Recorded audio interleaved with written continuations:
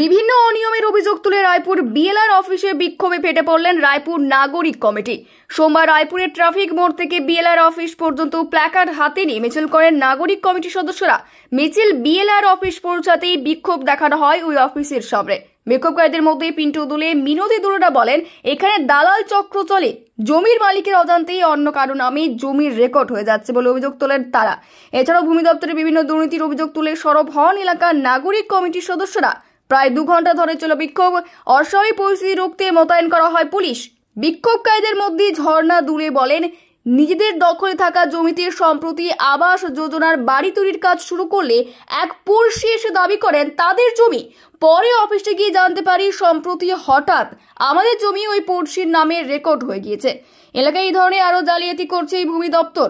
ভূমি দপ্তরের দুর্নীতির জন্যই এই সব সমস্যা দেখা দিচ্ছে, তার জন্যই আমাদের এই বিক্ষোভ। এদিনের বিক্ষোভ প্রসঙ্গে রায়পুরের বিএলআরও তনুময় দাসের আশ্বাস, ওই বিক্ষোভকারীদের জমির রেকর্ড নিয়ে কি সমস্যা হয়েছে তা খতিয়ে দেখে উপযুক্ত পদক্ষেপ করা হবে।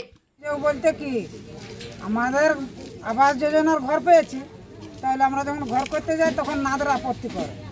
ওনারা বলে যে আমাদের জায়গা কেনা, তাহলে আমরা বলতে চাইছি যদি কেনা আছে তাহলে আমাদের রেকর্ডে কই কম। ওরা বলছে যে না, তোমার শ্বশুরের এখানে জায়গা কেনা। ওদের মানে একটি কথা সঠিক পাচ্ছি না। একবার বলছে শ্বশুর, এবার বলছে যে শ্বশুর এখানে জায়গা কেনা আছে। কিন্তু আপনারা জানেন বিক্রি করেন না, আমরা জানি না যে বিক্রি করে। তাই যদি আমার শ্বশুর জায়গা বিক্রি করতো তাহলে আমার স্বামী, ভাসুর, এই সমস্তগুলো তাহলে 10 ডিসিমল রেকর্ড হলো কি করে? আপনাদের ইয়াতেই আছে, দখলেই আছে জায়গাটা? আমাদের দখলেই আছে জায়গা। দিয়ে হঠাৎ ওনারা বলছেন রেকর্ড হয়েছে। হ্যাঁ, এখন রেকর্ডে কি দেখা যাচ্ছে অফিসে? এখন রেকর্ডে দেখা যাচ্ছে অবনীনাথ, শান্তিনাথ, আকারনাথ। আপনাদের নাম বাদ হয়ে গেছে? আমাদের নাম বাদ হয়ে গেছে। তো এটার পেছনে কি সন্দেহ করছে? এটার পেছনে কি সন্দেহ করছে? ওই অফিসার ঘুষ খেয়েছে। অফিসার এখানকে যখন নোটিশ যায়, যেদিন ডেট ছিল সেদিনে নোটিশ যায়নি, তারপরে 2 দিন পরে নোটিশ গেছে। তারপরে আমাদের ঘরে ছেলেপুলা কেউ থাকেনি, তাহলে আমরা মেয়ে মানুষরা কি করবো? কি চাইছেন আপনারা? কবে জানলেন যে আপনাদের জমি ট্রান্সফার হয়ে গেছে অন্যের নামে? এই তো কিছুদিন আগে। না, তখন ছিল এই 5-6 দিন আগে হয়েছে। নামটা পাল্টে গেছে? হ্যাঁ, নামটা পাল্টে গেছে। এতদিন কি আপনাদের নামেই ছিল? হ্যাঁ, এতদিন আমাদের নামে ছিল। পুরনো কাগজ আছে আপনাদের কাছে? হ্যাঁ, আছে। আমাদের আবার কোর্ট চলছিল আগে, তাহলে আমাদের তো পুরনো তথ্য সব খাতার কোর্টে জমা আছে। এটা হঠাৎ নাম চেঞ্জ? এইটা হঠাৎ। আমরা চাইছিলাম সংশোধন, ওরা আমাদেরকে তার কিছু জানায়নি। আপনি কি মনে করছেন কার দ্বারা এত বড় চক্রান্ত হলো? এটা কার দ্বারা? নাথদের দ্বারা বড় চক্রান্ত হয়েছে। ওনারা কি কোথাও প্রভাব খাটিয়ে এই ধরনের কাণ্ড কারখানা করিয়েছে? হ্যাঁ, আমি এসেছিলাম এই বাবুর খানকে আরআই সাহেবের কাছে। বলি, স্যার এটা কি হলো?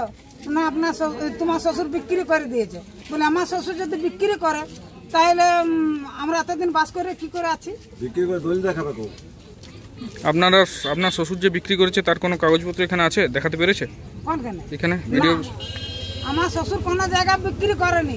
ওরা দলিল লেখে লেখে ওর ঘাড়ে তার গরদানে করে গরিব মানুষকে হেনস্থা করছে। কি চাইছেন আপনি এখন? আপনি কি চাইছেন এখন? আমরা কি চাইছি যে যেমন ছিল আমাদের কাগজপত্র সেরকম করে দেওয়া হোক। আপনার নাম বলুন। আপনার নাম? কার নাম? আপনার? ঝর্ণা দুলে, বাড়ি রায়পুর। আস্তে আস্তে আস্তে। সাধারণ নাগরিক হিসেবে বলতে চাই, আমি একজন সাধারণ নাগরিক হিসেবে গরিব মানুষের পাশে এসে দাঁড়িয়েছি। আজকে যদি এইভাবে গরিব মানুষদেরকে উচ্ছেদ করে দেওয়া হয়, সেই সমস্ত গরিব মানুষগুলো কোথায় যেয়ে বসবাস করে? এর জন্য বলছি যে প্রশাসনিক দিক থেকে যেন পদক্ষেপ নেওয়া হয়। যে সমস্ত ব্যক্তি প্রভাবশালীরা আছেন, টাকার বলে যদি এরকম হতে থাকে, তাহলে আমাদের সাধারণ গরিব মানুষ যারা আছেন, দিন আনে দিন খায়, তারা কিন্তু রাস্তার পথেই বুঝতে হবে। কারণ কাগজে শেষ কথা। কার এইখানে দুর্নীতিটা হচ্ছে, তার কারণটা আমরা বুঝতে পারলাম। এরকম বহু ব্যক্তির আছে দুর্নীতি হচ্ছে এবং কি টাকার বিনিময়ে এটা লেনদেন হচ্ছে, দালাল চক্রটা। আমি প্রশাসনের দিক থেকে হস্তক্ষেপ চাই যাতে এই দালাল চক্রটা বন্ধ হয় এবং যে মানুষ বিক্রি না করছে তারও বিক্রি হয়ে যাচ্ছে। এইরকম হয় কি করে? আপনাদের এই বিএলআর উপরে ক্ষোভটা কেন? হ্যাঁ, ক্ষোভটা আমাদের তো কাজটা স্যার ভূমি সংস্কারের উপরেই হয়। সেই জন্য আমি চাইছি যে প্রশাসনিক দিক থেকে এবং মাননীয় মুখ্যমন্ত্রী যাতে হস্তক্ষেপ করে কিংবা যিনি আমাদের ভূমি সংস্কার মন্ত্রী আছে যাতে এরকম দুর্নীতি বা দালাল চক্রগুলো বন্ধ হয়।